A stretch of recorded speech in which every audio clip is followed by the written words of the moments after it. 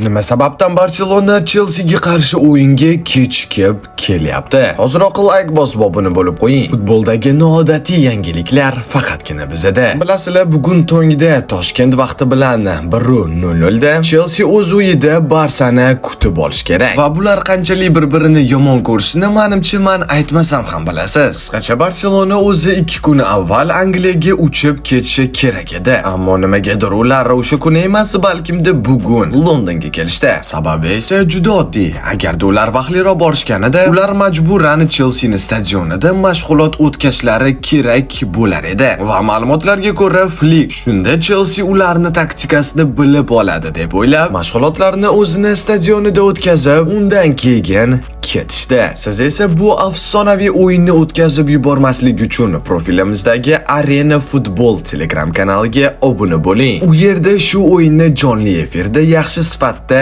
tekinga olib berishadi. Kirib qo'yadigan bo'lsangiz, ishoning, afsuslanmaysiz.